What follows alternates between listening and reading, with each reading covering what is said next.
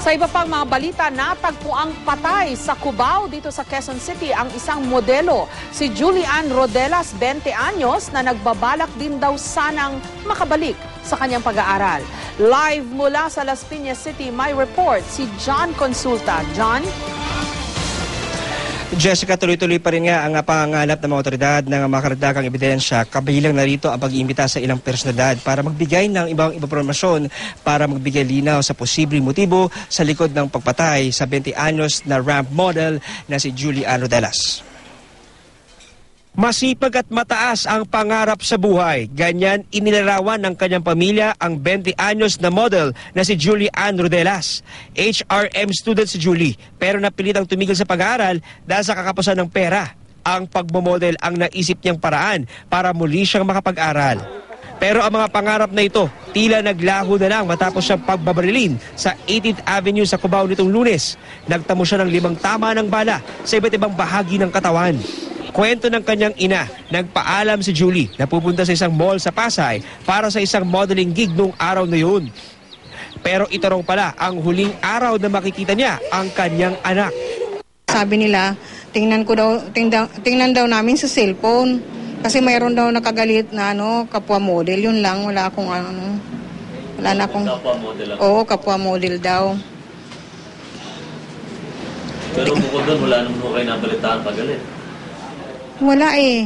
Nakaburol na ang labi ni Julie sa Las Piñas, ang kanyang pamilya, nanawagan ng hustisya. Justice po talaga para sa kapatid ko, nananawagan po ako dun sa mga nakasaksi. Lumantad po kayo sa pulisya. Sabihin niyo po kung anong nakita niyo para po magkaroon po ng hustisya yung kapatid ko. Batay sa investigasyon ng pulisya, pasado alas 11 ng gabi ng Lunes nang dinukot ng 2 kalalakihan ang dalagita sa isang SUV sa Pasay. May kasama rin si Julie na katrabahong modelo nang mangyari ang krimen na nakapag-blotter pa raw. Pero palaisipan pa rin sa mga investigador kung ano ang motibo sa likod ng krimen. Gayong wala namang kinuwang gamit ang mga sospek kay Julie. May makukuha rin silang CCTV footage sa isang kainan sa naturang lugar na nakunan ang biktima at mga sospek bago ang pagpaslak.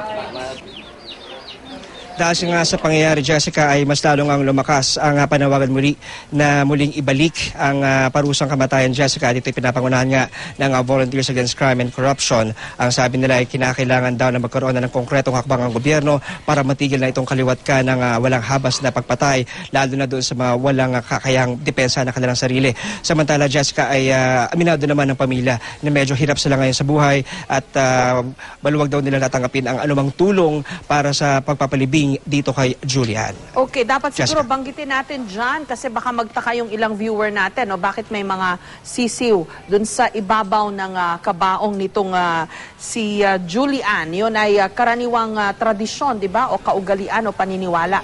Pagka may namatay sa isang karumal-dumal na krimen na hindi alam kung sino ang may kagagawa, naglalagay sila ng sisiw dahil ang paniniwala, bawat tuka nung mga sisiw sa kabaong, sana daw makonsensya yung mga gumawa nito.